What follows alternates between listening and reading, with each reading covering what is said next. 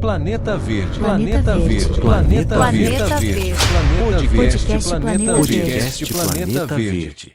Oi pessoal, sejam muito bem-vindos ao Planeta Verde, o podcast que fala sobre meio ambiente, sustentabilidade, preservação da natureza, reciclagem e muito mais. E como ninguém protege o que não conhece, aqui a gente acredita que informar é o primeiro passo para agir. E esse é o nosso propósito, levar consciência ambiental até você. O Planeta Verde tem duas frentes. Para informar, a gente tem aqui o podcast, um espaço para conscientização e educação ambiental. E para agirmos, não ficaremos só no estúdio. Faremos um plantio de 1.000 árvores por mês. Essa é a nossa meta inicial e a gente conta com a ajuda de vocês para esse projeto. E hoje nós temos a honra de receber mais uma vez aqui conosco Thiago Santos, arquiteto urbanista, mestre em ambiente, saúde e sustentabilidade. E um dos nomes à frente do Missão Ambiental, organização que há mais de 30 anos atua na recuperação de áreas degradadas, compostagem comunitária, meliponicultura, arborização urbana, através da educação socioambiental. Seja muito bem-vindo. Olá pessoal, tudo bem? Que bom que você está aqui de novo com a gente. Legal que você está aqui mais uma vez. No nosso último encontro a gente falou sobre compostagem, a gente falou mais sobre Missão Ambiental. E a gente queria que você falasse, para quem ainda não assistiu o último episódio, que a gente vai deixar o link aqui na descrição, o que é o Missão Ambiental, o que é esse projeto, de onde que ele veio, como é que vocês estão hoje. Conta pra gente, por favor. Sempre bom, né? Conversar com vocês, trazer, né, um pouco de conteúdo aqui pra galera. Bom, a Missão Ambiental, né? Então, é uma ONG localizada no Ipiranga. Ela atua, então, mais de 30 anos aí. Então, começou lá na década de 90 com o Cazé, né? O professor Cazé, a Nina. E desde lá, eles vêm atuando na frente de áreas de recuperação de áreas degradadas. E hoje, né, a gente atua ali próximo, ao lado do Aquário de São Paulo, no Ipiranga. E lá nós cuidamos dessa área, que já foi uma área de descarte de resíduo, né, de carro. E o que hoje a gente estrutura ações de educação ambiental para a comunidade. E para além da sede do Missão Ambiental, a gente sabe que vocês têm projetos de plantio, né, de arborização urbana. Como que tudo isso se iniciou? Olha, na verdade a gente já fazia parte de alguns coletivos, né? Muitos dos voluntários ali, né, vão intercalando ali com alguns outros coletivos. E a missão também é um dos pilares, né, da missão, é o plantio de árvores, né, e de mudas no geral. E com essa expertise, né, de grupos, né, como Muda Moca, Muda Ipiranga, a horta também da Vila Mariana, e que a gente foi adquirindo esse conhecimento e foi trazendo, né, então a gente expandiu ali esse conhecimento também para a nossa área de atuação, que é o Ipiranga. Que bacana. E você pode contar pra gente, né, que a gente tem também um projeto de plantar 1.000 árvores por mês. E, ia ser muito legal a gente plantar lá com vocês um dia, plantar na Ipiranga, ou vocês virem com a gente plantar também. Porque o que a gente mais vai precisar é de gente para ajudar a plantar, né? Porque 1.000 árvores não é coisa fácil. Claro, cara, é um prazer, né? Será um prazer aí receber vocês, ou ir até vocês na ação que vocês promoverem. Então, não é fácil mesmo, né? É um desafio, realmente, levar, né, as pessoas para plantarem, porque hoje em dia, né, as pessoas têm um pouco de receio, né? Sempre a gente ouve as pessoas falarem, poxa, mas a árvore vai me dar um prejuízo, vai cair folha no meu quintal, no meu carro, na minha telha, e por aí vai, né? Ou aquela coisa, eu vou plantar, você vai plantar e daqui a pouco alguém passa e tira. Nem faz isso. Exatamente. Então, assim, são depoimentos, assim, né, que desestimulam, né? Sim. E é exatamente o oposto, né? Que a gente tenta mostrar que a árvore, né, o plantio urbano, ele, primeiro, é necessário, ele pode trazer, né, benefícios para a saúde da comunidade ali, e que a árvore tem muito mais benefícios do que, né, que vai gerar lixo, resíduo, problema. Se a árvore for plantada no local certo, com as características que ela consegue, a gente consegue promover uma arborização boa para a cidade. E Uhum. vocês têm o projeto do Corredor Verde Ipiranga, né? Como que vocês começaram a plantar por lá? Olha, o projeto se iniciou praticamente esse ano, né? 2025. Então, o projeto, na verdade, ele contempla áreas, então, do Parque da Independência, e ele vai permeando por outras áreas verdes. Então, praças, canteiros, eixos, né? As avenidas principais, a Avenida Nazaré, a Gentil de Moura, Ricardo Jafé, né? Que são avenidas principais. Nesses pontos, a gente tem praças pequenas, canteiros, e a gente foi estruturando, né, com a secretaria, com a subprefeitura, para poder justamente plantar. Além disso, também, a gente ainda está em comunicação com alguns moradores também para receberem árvores em frente à sua casa. Então, como o Ipiranga tem uma característica ainda de uma população mais antiga, então as pessoas ainda conseguem se identificar com árvores, né? Sim. Principalmente árvores frutíferas. Sim. Então, isso é um ponto positivo porque aproxima a população desse contato com o plantio. Ah, que bacana. E como é que funciona esse plantio de vocês? Tipo, escolher o lugar certo? Onde é que vocês pegam essas mudas? Vocês compram? Alguém doa? Como é que vocês bancam todos esses custos, né? Porque uma árvore não é algo tão barato, né? A gente sabe pelo nosso projeto. Exatamente. E também, assim, hoje, né, a Secretaria do Verde, ela possui um manual de arborização.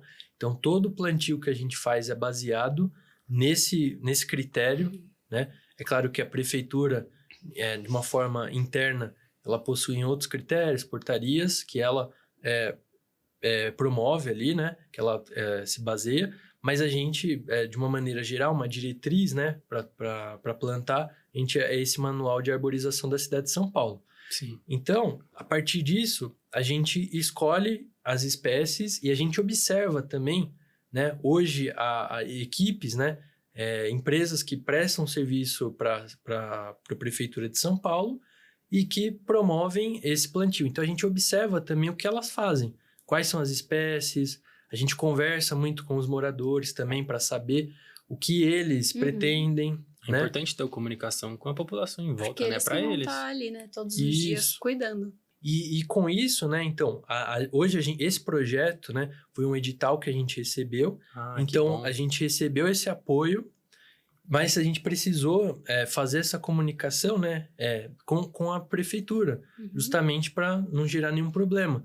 Porque o morador, apesar da calçada ser um espaço público, mas está em frente ao imóvel ali, né? Então, às vezes a pessoa pode ficar incomodada com algum problema, né? Que futuramente a árvore pode gerar. Então, ela também, até mesmo para ela poder cuidar, né? Então, não é só o plantar, mas é o cuidado pós-plantio. Você falou da prefeitura e desse manual, vocês seguem esse manual e vocês têm que escolher um lugar a partir dele ou é a prefeitura que escolhe? Tem alguma autorização? Como que funciona? O plantio em calçada, ele não exatamente existe uma autorização concreta ali para você realizar. Então, não existe nenhuma lei, alguma coisa que te proíba de fazer isso. O que acontece é que a gente conversa com o munícipe para entender, né? Se a gente pode plantar, se a gente se pode, o que a gente pode plantar, levar opções, né, para a pessoa, porque às vezes, né, a prefeitura ela acaba plantando árvores que ela tem ali na disposição, mas que muitas vezes não é o que a pessoa às vezes gostaria de ter, né? Por um exemplo, às vezes a pessoa se identifica com uma jabuticabeira. E aí a pessoa vai lá e planta um ipê. A pessoa não quer o ipê, ela quer a jabuticabeira. Será que não daria para adaptar uma árvore frutífera? Às vezes a jabuticabeira não é a árvore adequada para a calçada dessa pessoa. Mas será que a gente não pode utilizar outra árvore frutífera que a pessoa também se identifica? Porque isso você aproxima, né?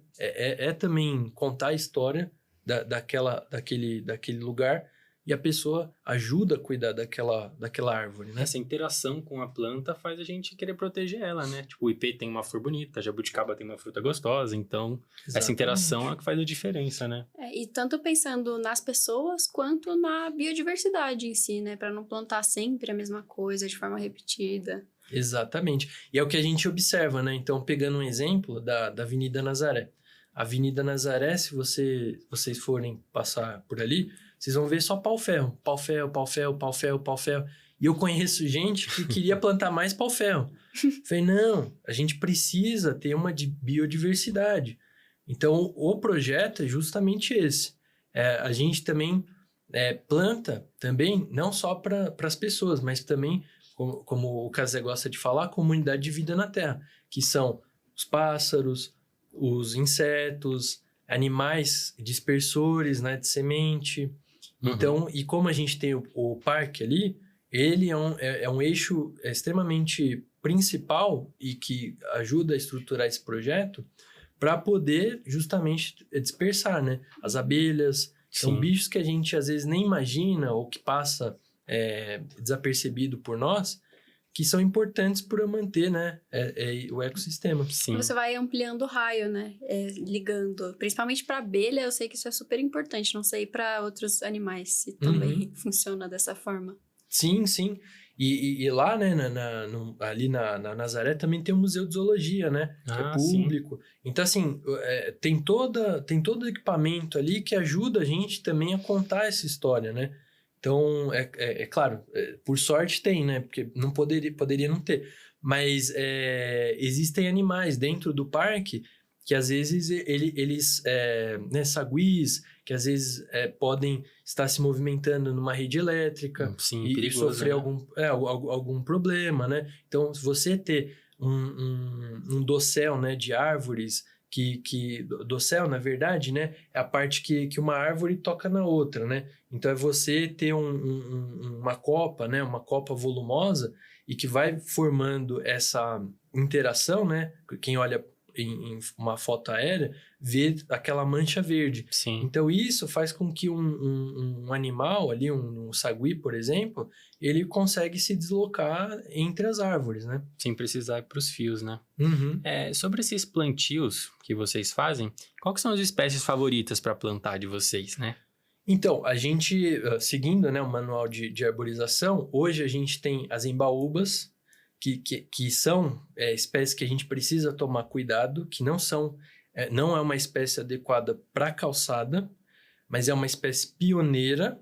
Então, ou seja, é uma espécie que cresce muito rápido. Sim. E ela desenvolve um fruto, né, como se fosse uma bananinha, que ela alimenta um dos bichos que vocês conhecem, né, a preguiça. Claro que aqui em São Paulo sim. é mais difícil, mas pássaros, morcegos... E até nós mesmos podemos comer o fruto da embaúba. Nunca comi, já provou esse fruto? Não, mas eu sei que gente que nossa lá que já comeu fala que é bem docinho. Ah, legal, tem que achar tem que trazer pra gente pela próxima vez aí. Pode deixar que eu trago, sim. E aí, além da embaúba, né, nós temos a copaíba, né? Que muita gente deve conhecer por conta do óleo de copaíba, óleo essencial, que é uma árvore que tem um extrato grande. Então, também justamente pensando nesses eixos, né? Então, a copaíba é uma árvore que pode crescer, né? Ter espaço para ela poder crescer. E outra coisa, é importante ressaltar isso, que hoje em dia a gente fica com medo, né? De plantar árvores muito grandes na cidade por conta da infraestrutura. Sim, a cidade não está preparada para uma árvore gigantesca, né? Exato. Só que a gente precisa de uma árvore grande, de uma árvore volumosa, porque como que essa interação entre os espaços verdes vão acontecer? Sim. Então, é claro, com toda a preocupação, com todo o mecanismo aí, né, de característica dos lugares, mas não deixar de olhar essas árvores grandes ou temer elas de forma que elas sejam extinguidas, né, do plantio. A gente não vai plantar um araçá, por exemplo, que é uma frutífera, e podar ele para deixar ele sempre baixinho, né? Uhum. Isso me lembrou, eu olhando as redes sociais de vocês, acompanhando os projetos de plantio, eu percebi que vocês, além de plantarem as árvores em si, vocês também se preocupam com ocupar espaços diferentes com outras espécies. Qual que é a importância desse plantio conjunto? Total, né? A gente percebeu que outros grupos, mesmo a prefeitura, quando ela planta, ela geralmente, quando planta as árvores, elas não acompanham esses estratos. É diferente, por exemplo, de um empreendimento, né? Geralmente uma incorporadora, uma construtora, ela planta o canteiro, geralmente às vezes é grama, alguma coisa assim, mas ela tenta, né, de uma maneira ainda que básica, trazer esse extrato, né? E aí a gente, lá no projeto, né, do corredor, a gente traz sempre, e é bom ressaltar, plantas nativas da Mata Atlântica e do Cerrado paulistano, né, melhor dizendo, de São Paulo, da cidade de São Paulo. E, então, o que a gente costuma plantar? Plantas resistentes e que suportam impacto ou uma seca prolongada, então como a íris da praia e a grama amendoim. Sim. E plantas que produzem flor, como a lantana.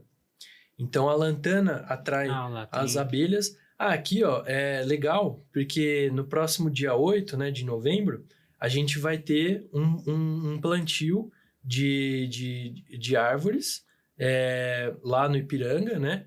Que bacana. E que vai trazer, né, as pessoas... os voluntários para plantarem na calçada. Isso vai ser um plantio em calçada. Nossa, que legal. Mas aí vocês têm o equipamento para conseguir abrir a calçada para plantar? Como é que é essa parte? Então, nesse específico, o que acontece? Quem fez foi a própria prefeitura que fez esse plantio. E aí, voltando, né, o que vocês perguntaram, a gente vai fazer o plantio exatamente de forração. De extrato baixo. Entendi. Então a gente vai... porque ali o solo... A gente tem a muda, né? A muda já foi plantada. Tem o canteiro. Só que o canteiro tá só terra. Então a gente vai adensar esse canteiro com grama amendoim, com íris da praia, com lantana, para poder atrair esses outros... E qual que é a importância de vocês plantarem essas espécies que ocupam outros espaços, né? Porque acredito que se o solo fica exposto, tem um intemperismo direto nele, bate o sol, terra seca, essas plantas... Qual que é a efetividade dela para esse projeto de plantar na calçada, por exemplo? Então, a gente tenta também levar um pouco de composto, né? Então, tentar sempre manter, né, o solo, né? Bem nutrido, né, digamos assim, e também, se possível, do proprietário ali do imóvel, às vezes da instituição que mantém a calçada, de regar, de fazer uma rega, né, constante. Então, a nossa ideia é justamente também passar essa informação, então, trazer o morador, a pessoa que está ali, para cuidar. E tem muita gente que às vezes gosta, né, de lavar a calçada com água de reuso ou alguma coisa, já aproveita, né? Já tá ali, já pra rega. ajudar, né? Exatamente. Aqui a gente tem esse cronograma de vocês do mês de novembro, é isso? Isso. Então, a gente tem 2 plantios, né? Do dia 8 e do dia 22 de novembro. Legal. Então, que geralmente é o que a gente costuma fazer. Então, a gente costuma fazer 2 plantios por mês, justamente para intercalar, né, as nossas ações com outras e manter o engajamento, né, com outras atividades. Como vocês fazem muita coisa, né? Exatamente. Então, e também manter, né? E também não focar só em uma, porque às vezes a pessoa quer fazer mais a compostagem, o outro quer fazer... né, vai ter também esse mês a yoga e meditação. Então, a gente tem práticas também, não só de meio ambiente, mas também do corpo, né? Se conectar com a natureza, né? Conexão com a... Aproveitou que plantou, agora vai se conectar de verdade, né? Se sensibilizar, que é o mais importante. Isso, e trazer, né, os sentidos, né? De ouvir, de sentir. Então, a gente busca mesclar. E quando a gente fala de arborização urbana, não dá para deixar de lado as espécies que são exóticas. Que pode ser um problema e pode ser que não seja um problema. Porque, por exemplo, eu gosto muito de pitanga. E pitanga não é nativo da Mata Atlântica de São Paulo, né? Posso estar errado, se eu tiver, você me corrija. Não. Mas essas plantas, elas são... como é que fala? São invasoras, elas são... Qual que é o impacto que essas plantas, elas causam, justamente por elas não serem nativas da Mata Atlântica de São Paulo? Hoje, se a gente for olhar, né, fazendo um comparativo, até nós não somos mais nativos, né? Porque é uma mistura. É uma mistura, boa, né? E hoje é um grande problema, né? Porque a gente, às vezes, ouve a palavra nativo, a gente planta uma espécie da Amazônia, por exemplo, e aqui em São Paulo. Então, isso pode desencadear um problema, né? Então, até mesmo de controle, né? Biológico. Então, você falou da pitanga, né? Então, hoje a gente vai em qualquer terreno baldio, nasce uma pitanga. É verdade. Então, exatamente isso, né? Então, é você ter o cuidado de plantar aquilo que pode ser plantado, né? Então, um exemplo mesmo é que as pessoas acabam consumindo, né, frutas. Hoje, boa parte do que a gente consome são frutas exóticas. Sim. O abacate, a jaca, melancia... Ixi, uma gama aqui. Até a própria goiaba, né? A goiaba abacaxi também, banana. Então a gente acaba consumindo coisas que não são nativas. E a gente, né, por hábito, a gente tem o costume de tirar, de extrair ali a semente e germinar ela.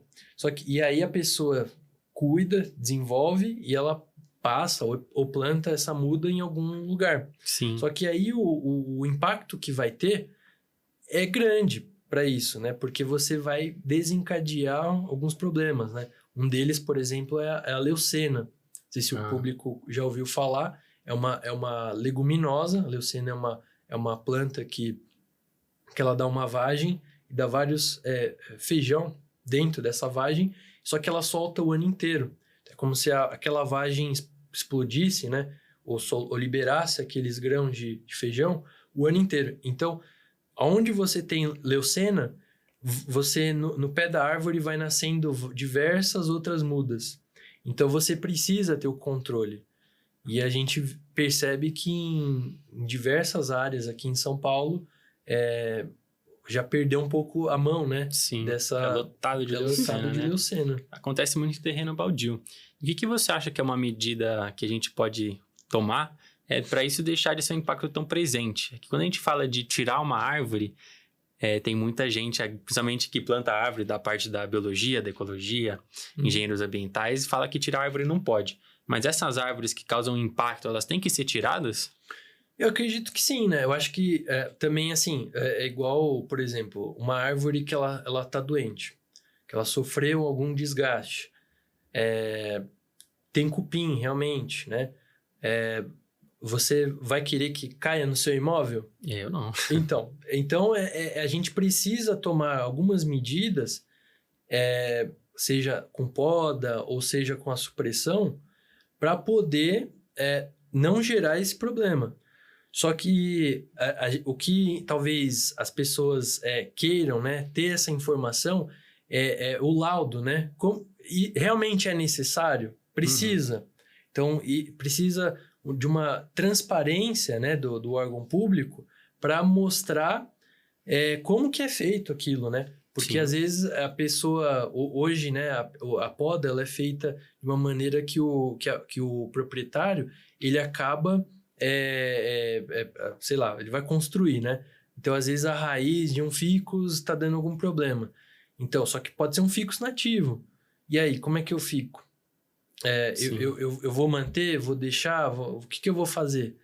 Então, você precisa, né, sempre equalizar essa questão, né? E a poda, né?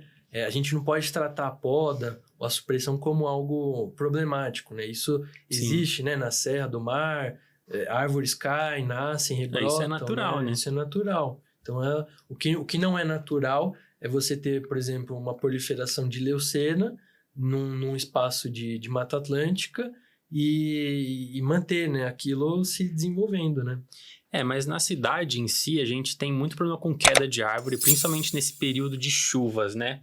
Então, o que você acha que está por trás desse problema, pensando nesse planejamento da arborização urbana? Muito também se deve também lá atrás, de árvores que foram plantadas, que não tiveram, né, esse planejamento. É complexo, porque a cidade também, a cidade foi crescendo e foi tendo uma morfologia diferente para... Então, cada espaço, por exemplo, você vai para Guaianazes, não é o mesmo espaço que você tem no Jardim Europa. Então, ali no Jardim Europa, provavelmente você vai ter mais arborização, você tem uma calçada generosa. Em Guaianazes ou em outros lugares, você vai ter viela, você vai ter calçada. Fica difícil colocar uma árvore. Escadaria, espaço fica pequenininho, difícil. né? E aí você compete com fiação, estreita, com a edificação. Com passagem de pedestre mesmo. Com passagem. Então, olha como é a complexidade, né, da cidade.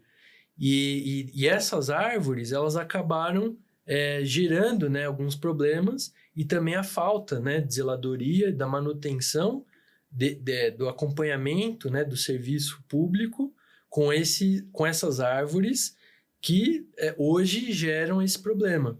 É claro que em algumas situações, né, ventania, se a gente tivesse aqui um furacão passando, Sim. as árvores iam ser arrastadas. Mas também é parte também da falta, né, do que poderia ser, né, de investimento, né, na equipe, de profissionais que pudessem fazer essa zeladoria. Até uma coisa que eu gostaria de entender, quando se planta uma árvore, por exemplo, no corredor, tipo numa avenida, que nem é lá na Zona Leste, é colocado uma árvore lá no meio e tem um monte de concreto, que é a avenida em si. A árvore não fica limitada para crescer naquele espaço? Isso influencia nos acidentes de queda de árvore, por exemplo? E ela consegue absorver menos água, né? Porque ela tá confinada em um... A gente brinca que é um vaso, né? Um vaso urbano. Um vaso urbano. Porque exatamente, né? Ela não vai ter um potencial de crescimento igual, por exemplo, numa Serra do Mar, numa encosta. Então, que ali é o solo puro, né? E ela não vai estar, muitas vezes, tendo diálogo com outras raízes, outras espécies. Que é muito importante para elas poderem se nutrir, comunicar. As árvores se comunicam, né? Para quem não sabe, pelas raízes elas trocam uma ideia lá. E é muito importante ter esse espaço para elas, né? Isso.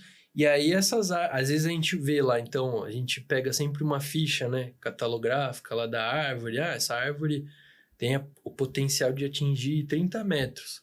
Só que, às vezes, a árvore com 15 anos não tem nem 10. Muitas vezes por conta disso. Porque o espaço urbano, e que está em constante transformação, a gente tem, imagina, em São Paulo tem metrô, né? Sim. Então, e a cidade o tempo todo está se reconstruindo em entulho e uma infraestrutura que às vezes a gente não percebe. Então, isso também é um fator que define, né, a condição que essa árvore vai existir, né, de característica.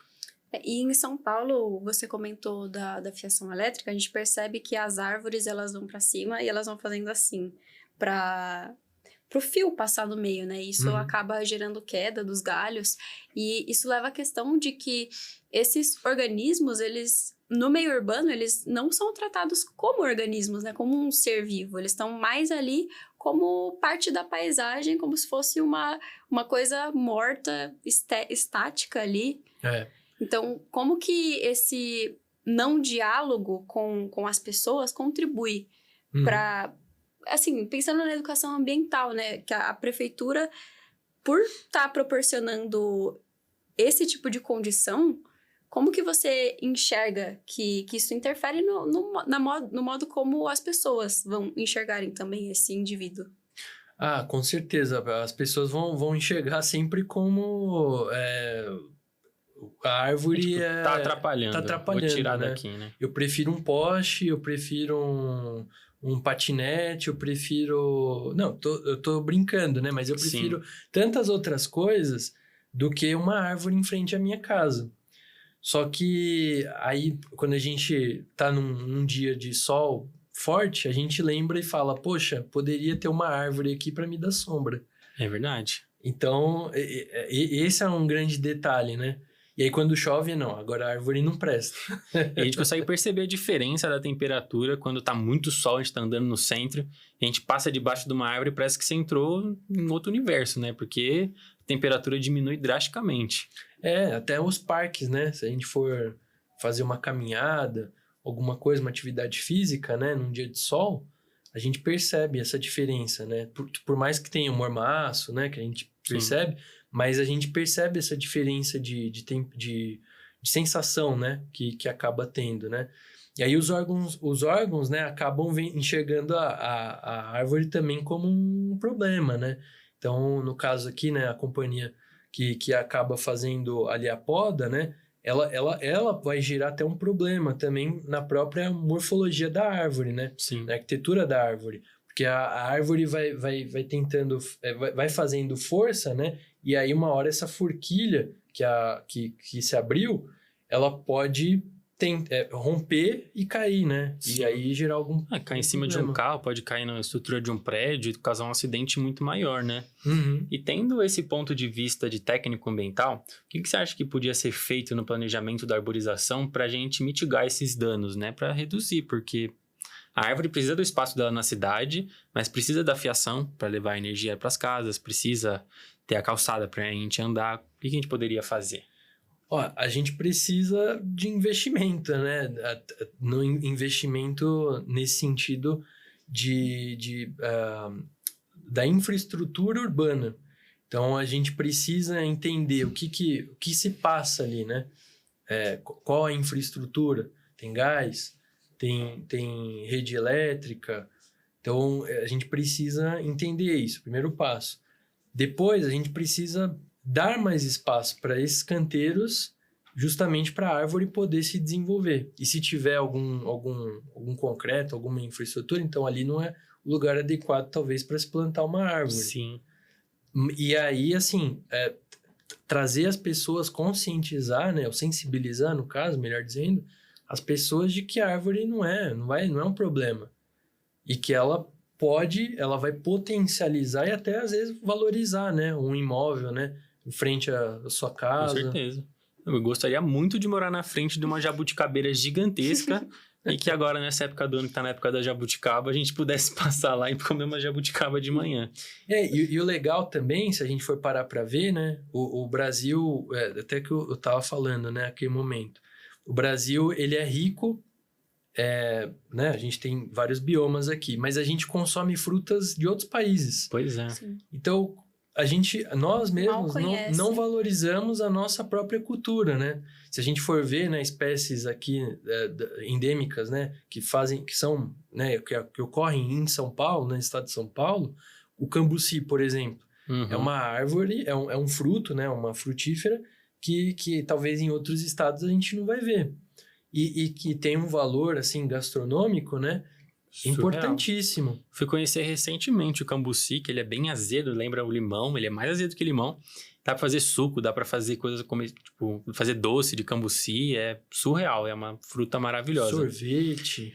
Mas tem essa situação com plantas frutíferas na cidade, que tem esse mito aí que não pode plantar frutífera na cidade porque suja o chão. Isso é verdade? Isso é um mito? A coisa das folhas também, aquelas velhinhas varrendo as folhas todo dia. Então, a Secretaria do Verde realmente não planta, né, árvores frutíferas, salvo engano em algumas ocasiões, em parques. Compensação, né?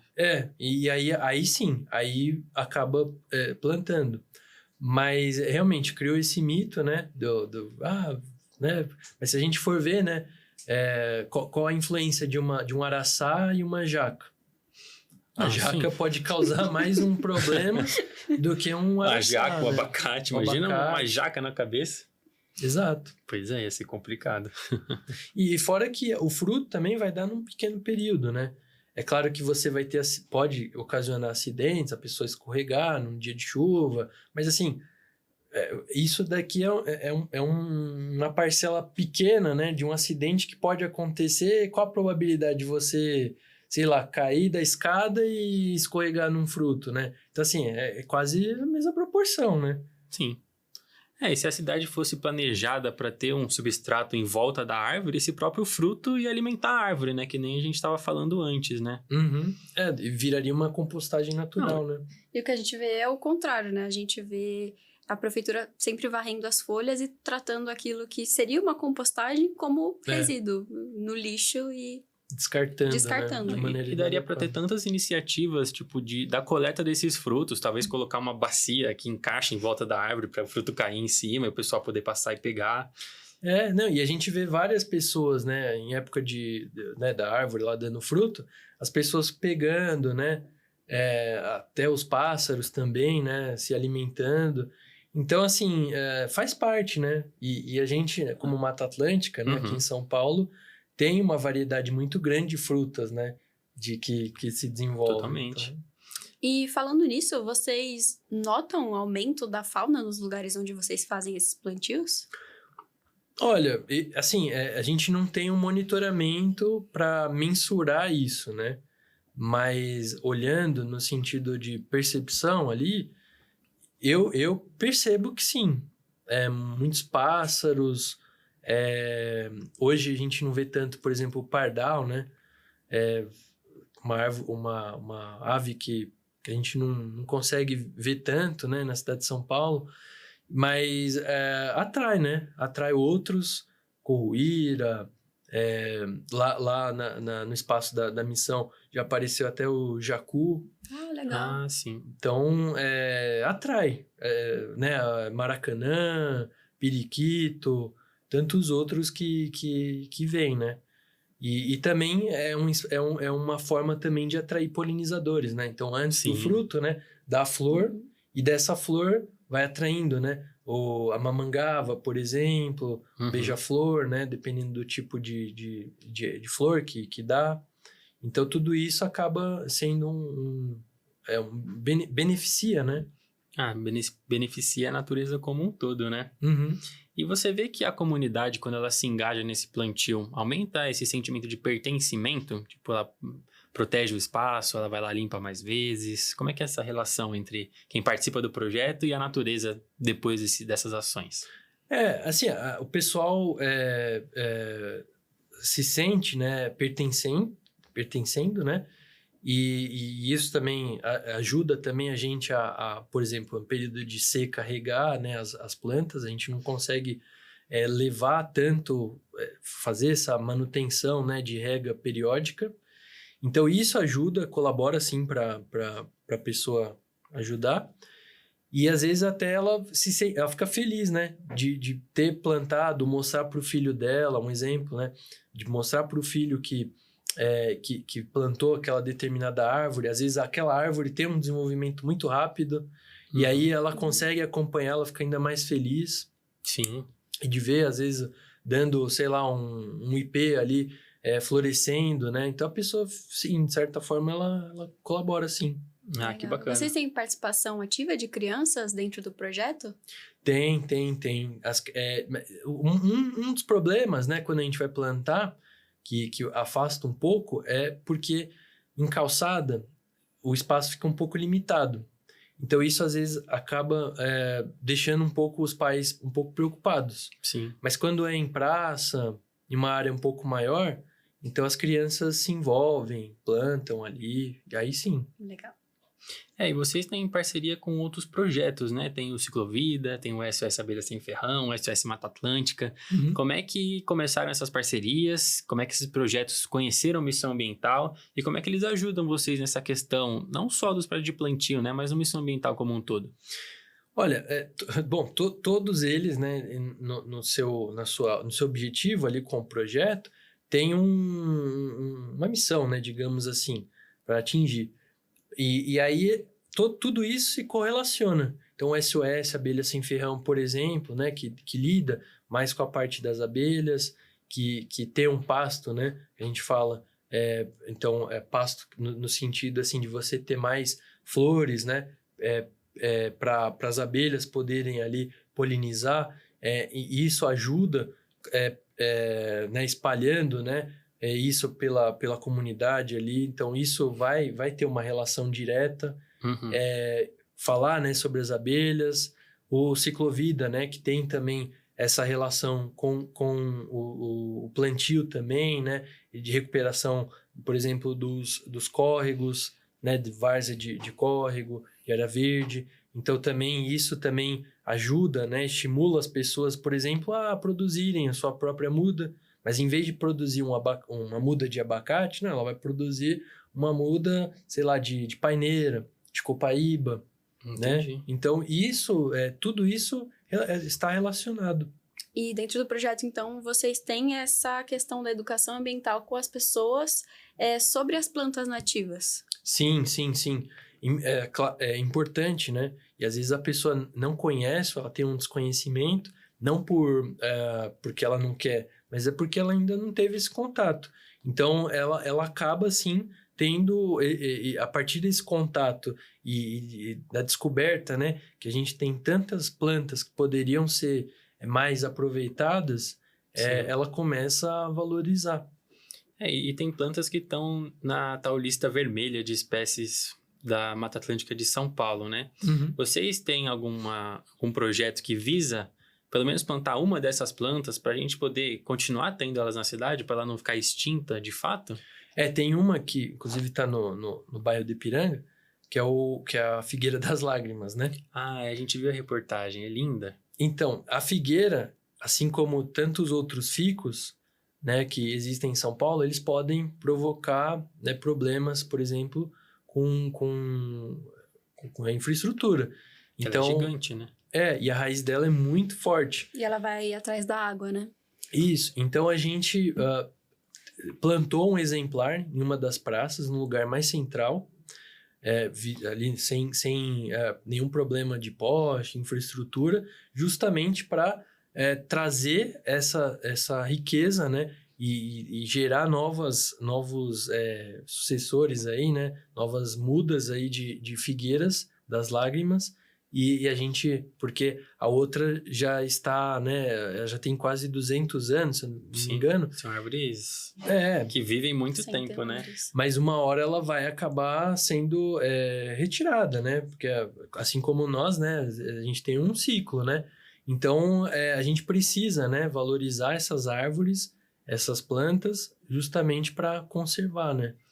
E para você, assim, pessoalmente, qual que é a planta que você mais gosta de trabalhar, assim, que você plantou? Você fala assim, nossa, essa aqui é minha queridinha. É difícil. É difícil escolher uma, né? Tem várias, assim. Uma que eu gosto bastante é a palmeira jussara.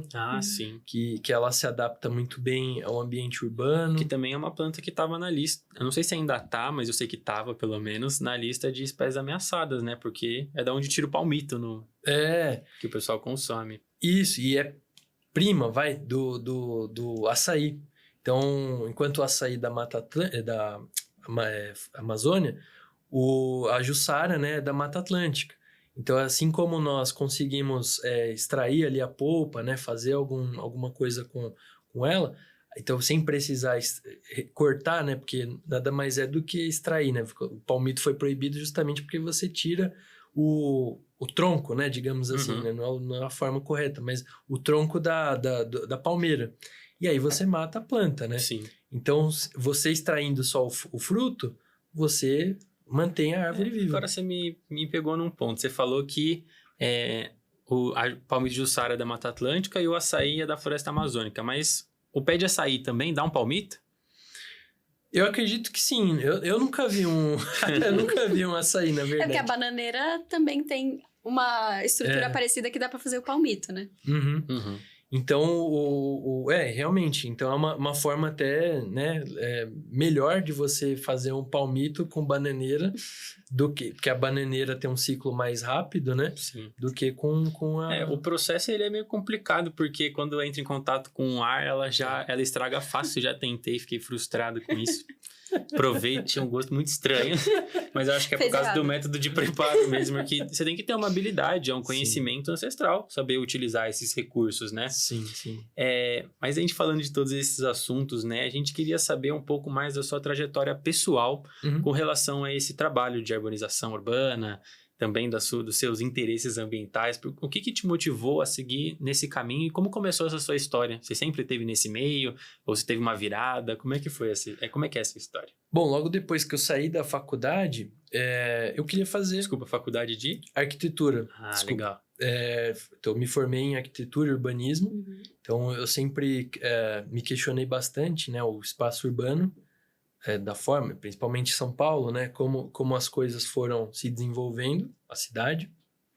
E eu queria fazer uma atividade, né, depois da faculdade, da graduação, que tivesse esse contato com o paisagismo, né, e aí onde eu comecei a me relacionar com essa parte de plantio de árvores, né? Uhum. E aí ver todos esses questionamentos, né? Então, o espaço para cada árvore, a forma como a gente planta, né? Essa distinção do que é exótico, do que é nativo. E tudo isso foi me levando a essa busca, né? Por esse conhecimento. E dentro da arquitetura e urbanismo, você acha que é uma pauta dessas cidades sustentáveis, assim, desenvolvidas não pensando só nos seres humanos, mas no ecossistema como um todo? Você acha que ainda é uma pauta que é pouco falada dentro da faculdade? Bom, na escola de arquitetura, hoje ainda é muito pouco falado, né? A arquitetura, ela ainda promove um paisagismo ainda muito construído. Então, a gente promove espaços ainda ali para a gente, de contemplação. Sim. Eu escuto bastante o termo paisagismo estéreo. Isso, exatamente. Justamente, então, se a gente for olhar os grandes empreendimentos aqui da cidade de São Paulo, a gente planta grama e palmeiras exóticas. Então, assim, a gente tem que pensar, e é claro, em plantas que tenham promovam, né, atraem a biodiversidade, pássaros, abelhas, borboletas, outros dispersores. Então, hoje, né, na arquitetura, não se fala, mas de um tempo para cá tem se falado um pouco mais, muito por conta de algumas pessoas que têm, né, se demonstrado a favor aí, né, da parte do bioma, né, da Mata Atlântica, do Cerrado, né, que acabam trazendo essa questão. E então muitos colegas, arquitetos, paisagistas, né, têm introduzido em trabalhos profissionais ali justamente essa questão do paisagismo funcional. E você vê que isso é uma questão um pouco mais elitizada? Tipo, são projetos que são mais caros de fazer porque é planta nativa, ou são projetos mais baratos que eles conseguem economizar dinheiro com projetos assim? Poderia economizar, mas ele se torna caro justamente porque a gente tem uma dificuldade de viveristas produzirem espécies nativas. Sim. Então, é muito mais fácil a gente, em gardens, né, em espaços, no próprio CEAGESP, encontrar produtores que vendem plantas exóticas e barateiam ali o valor da muda, do que plantas nativas. Eu mesmo já tive essa dificuldade. Por exemplo, eu queria plantar um baru, que é do Cerrado. E eu quase não encontrei viverista que fizesse muda de baru. Sim. Então, e quando tem, ele vai jogar o preço lá em cima. Justamente por conta disso, né? De você não ter... Oferta e demanda. Exato. Acaba sendo um paisagismo colonialista, né? A gente tá deixando de valorizar o que pertence ao nosso país, à nossa região, e trazendo coisas de fora, comprando coisas de fora. E até falei do baru, né? Hoje até o baru, muita gente não conhece o baru, e tem muita gente... a gente exporta o baru para outros lugares. O paisagismo deles. Cara, mas essa questão, né? O paisagismo nativo não só de São Paulo, mas do Brasil todo, ele seria um paisagismo muito mais... que você tem uma relação com ele, né? Porque você pode colher, você pode consumir algo que é bonito e ainda é para sua saúde. Porque você pode comer uma fruta, você pode colher um fruto, pode ajudar um passarinho que vai lá. Então, tem essa diferença, né? Porque lá, de onde veio... se puder contar essa história pra gente, de onde que veio o paisagismo, como é que ele chegou pro Brasil e por que que a gente tem essa influência tão grande de plantas exóticas dentro dessa cultura no nosso país? Se a gente for olhar, né, até o próprio Parque da Independência recebeu a influência neoclássica, né? Sim. Então, de uma origem francesa, que usa um paisagismo que faz topiaria, né? Então, você tem lá aquelas podas redondinhas, coisa assim, isso. Né? Você tem geralmente é buchinho, né? Aquelas plantas arbustivas que o jardineiro vai ali e vai mantendo ela num desenho. Então, no Parque da Independência, você ainda vê isso. Sim. E você tem o lado da influência do jardim inglês, japonês, que é um jardim mais naturalista, né? Então, um jardim mais que se aproxima mais do que é natural, né? Digamos assim, de uma floresta adensada, né? Uma floresta de Mata Atlântica que a gente conhece, ali cheia de árvore, né? Sim. Com uma umidade um pouco mais elevada, né? Então, num paisagismo selvagem, né? Até mesmo se a gente for parar para ver, né?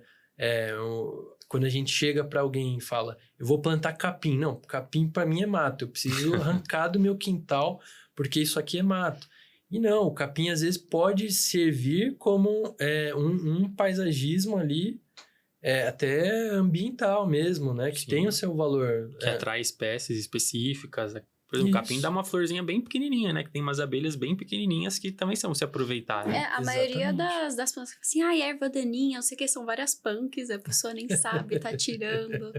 Exatamente. E até plantas, né, aqui da Mata Atlântica que são nativas, né, que são punks, né, plantas alimentícias não convencionais, que a capeba, né, por exemplo. Então, ela é muito de beira, de rio ali, de várzea, e é uma planta medicinal, né, que a gente pode utilizar ela também para o nosso dia a dia, enfim. Então, acho que é bem por aí, né? Thiago, eu queria saber, agora a gente sabe toda a sua relação com missão ambiental, aí você falou que você saiu da faculdade, e você atua nessa área por fora de um projeto que ele é voluntário, missão ambiental, né? Sim. E você atua em alguma outra área de atuação, assim, na cidade, plantando árvores ou fazendo projetos? Como é que é essa... Eu comecei, na verdade, como Mudipiranga, depois que eu fui para a missão ambiental. Hoje, como eu estou muito mais ligado, né, à ONG, então eu atuo mais em outras frentes também da ONG, né? Entendi. Então eu acabo dedicando quase mais boa parte com a própria ONG. Ah, legal. E você sente que isso te satisfaz como profissional? Fazer esse tipo de trabalho, esse projeto, educação ambiental? Ah, sim, com certeza, porque você acaba tendo uma relação com diversas pessoas, de diversas idades, conhecimentos distintos, pessoas de outras regiões do país, saberes ancestrais, né? Então, isso é muito legal. Né? Então, às vezes, até formas de você germinar uma planta, de você, às vezes, muita gente às vezes tem dificuldade para, por exemplo, produzir uma determinada planta. Então, você acaba aprendendo com alguma pessoa que às vezes traz esse conhecimento. Saberes locais ali do coletivo mesmo. Isso, né? Exato. Ou mesmo de alguma coisa que se faz com aquela planta, né? Que a gente às vezes nem imagina. Às vezes você pode ser especialista naquela planta e você conhece alguém que é dos povos originários e ele vai te contar um lado da história que você não fazia ideia que existia, né? E até mesmo, né, se a gente for parar para ver, né, falando do Ipiranga, né, Ipiranga é uma palavra de origem guarani, né, então também, né, conhecer essas palavras, né, de origem né, indígena, que também falam um pouco também sobre aquele lugar, né? Sim, totalmente. São as raízes. Isso. Perfeito. Então, para a gente finalizar aqui, o que te motiva a continuar acreditando que é possível transformar São Paulo em uma cidade mais viva? Eu acho que é a paixão por plantar, né? Pessoas não desistir. Eu acho que a principal forma, né, de não desistir Um amigo nosso fala que se alguém for lá e arrancar uma árvore, a gente planta 2. Se outras pessoas forem arrancarem 2, a gente planta 4. Então, assim, é perseverar, né? Que a gente fala. Sim. Então, é sempre acreditar e as pessoas estão percebendo que a gente depende, né? Dessa vegetação, disso para manter a própria comunidade humana ativa. Tipo, todas essas questões ambientais que a gente tem visto tem unido as pessoas em prol desse objetivo de salvar a natureza, né? Sim. E de espécies, né? A nós mesmos. Isso, exato. É isso mesmo. Bom, Thiago, e para fechar esse nosso reencontro, se você pudesse deixar uma frase ou falar um pouco do propósito do Missão Ambiental, para a gente ter como se fosse um recado verde. Aqui o espaço já é seu, então se você quiser falar para o pessoal sua mensagem para esse programa de hoje, ia ser bem bacana. Bom, eu queria fazer um convite para você que está assistindo, plantar com a gente, vir conhecer o projeto, não desanimar. Às vezes a pessoa está desanimada, aí tá jururu, mas não fica não, porque assim como a gente, né, existem pessoas plantadoras, entusiastas, comunicadoras, assim como vocês, né, que acreditam em um mundo melhor e que precisa, né? É uma questão de necessidade. E que se você ainda não percebeu, uma hora, em algum momento da sua vida, você vai ver que tudo isso vai fazer a diferença na sua vida. Bacana. Mostra para o pessoal a canequinha que vocês têm do projeto. Claro, porque o pessoal pode ajudar comprando os produtos também do Missão Ambiental. Tem a canequinha, tem a camiseta. Sim. Bom, tem então a camiseta, né? Então, a gente produziu essa camiseta com fundo branco e o logotipo. Tem outra com o fundo preto e o logotipo. A gente fala que a gente gosta, né? Em dias de sol, a gente não usa camiseta preta porque ela esquenta muito. É verdade. mas que as duas, né? Acabam ficando bem legais, assim, né? Por conta do logotipo, né, ser verde. A canequinha, ela é uma caneca fabricada em fibra de coco. Então, ela é bem leve. Ela acompanha, inclusive, essa colherzinha. Você pode tomar um café aqui, ó, se você quiser, esquentar ela. Então, além dela ser reutilizável, né, ela é feita de material reaproveitado, né, que é a fibra de coco. E ajuda o projeto, né, como o nosso, que precisa tanto de apoio. Então, é isso, gente. O valor, né? A gente queria saber quanto custa para ajudar comprando a canequinha, a camiseta. Bom, a camiseta tá 45 e a caneca tá 16. Então, quem quiser pode adquirir aí, ajudar o nosso projeto, que sempre vai fortalecer aí a nossa iniciativa. E a gente queria saber, né, todo esse dinheiro que vocês arrecadam, seja de doação, seja de quem compra os produtos de vocês, seja de quem só chega lá também para dar uma força, o que vocês compram com esse dinheiro? Quais são os materiais que vocês utilizam para trabalhar? E se alguém quiser doar o material em si, se também pode fazer, como é que funciona essa questão? Então, essa questão, o valor que a gente acaba, com esse valor, né, dos equipamentos e tudo, a gente compra, por exemplo, terra, bioinsumo, né? Então, um bocache, um biofertilizante ali para utilizar. As mudas, né? Também, às vezes, para o projeto. Alguma ferramenta, né? Então, às vezes, a gente necessita, por exemplo, de um carrinho de mão. E mesmo para fazer a manutenção, né, do espaço. Lá a gente tem um banheiro, então a gente precisa, né, de utensílios ali de limpeza, papel higiênico, toalha. Então, tudo isso é revertido em produtos, né? Para manter o projeto se desenvolvendo. Perfeito, então. Foi um prazer receber você aqui novamente. Obrigado. E para você que assistiu o nosso episódio de hoje, né? Não esqueça de seguir a gente nas redes sociais. Seguir a gente lá no Instagram, no nosso YouTube também. E como você já é de casa, já sabe aí da nossa iniciativa, que é o nosso pedágio verde. Então, você veio 2 A gente vezes. só chamou ele de novo pra ele doar outra árvore, na verdade. Então, muito legal a gente poder contar com a sua ajuda, né, com esse projeto. Então, você já sabe como funciona a nossa iniciativa. E, claro, né, a gente continua com essa ideia da gente poder plantar com vocês, né? A gente... Com certeza. Nossa, imagina 1000 árvores se a gente puder plantar lá na A gente Penha. vai precisar de ajuda. Já que vocês têm o pessoal, a gente também tem um monte de contato, a gente pode fazer essas pontes de conversa para a gente poder juntar projetos, aumentar a quantidade de voluntários, que aqui, como você já está em casa, todo o nosso público aí que quiser ajudar o projeto de vocês, tá todo mundo convidado para fazer isso, porque é uma coisa que, pelo menos eu pude perceber quando eu comecei com o trabalho voluntário, é essa mudança real que gera dentro da gente. Sim. Porque a natureza tem esse poder de levar a gente para um... como se fala? Para um estágio mais feliz da nossa vida. Porque a gente vê que a natureza cuida de volta da gente, né? E isso é a parte mais importante. Nós somos um só, né? Então, Isso. a gente cuida dela, a gente tá cuidando da gente também. Exatamente. E fortalecer, né? Acho que o nosso corredor verde impacta, né? Não só no Ipiranga, mas impacta na vizinhança, nos bairros vizinhos e colabora para São Paulo e vira um exemplo aí para outros projetos aí no Brasil e fora dele.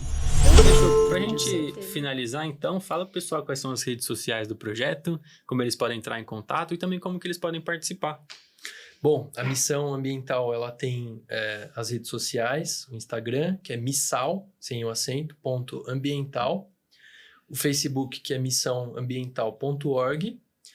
E quem quiser contatar a gente, pode mandar uma mensagem, que a gente responde, né, por inbox, direct. E quem quiser, né, colaborar, né, financeiramente, aí as empresas, poder público, colaborar, né? A gente está sempre aberto aí a novas parcerias. Maravilha, então. A gente quer poder contar com vocês para o projeto do Missão Ambiental, também para a nossa ideia do plantio das 1000 árvores por mês, que é o nosso objetivo principal, e poder contar com a ajuda de uma rede muito grande que a gente está formando aqui com o Planeta Verde, é o que vai fazer a gente alcançar esse sonho, para a gente poder salvar o nosso planeta, salvar o futuro das crianças e para a gente ter uma qualidade de vida melhor, não é? É isso aí. Então é isso, pessoal. Até uma próxima. Tchau, tchau.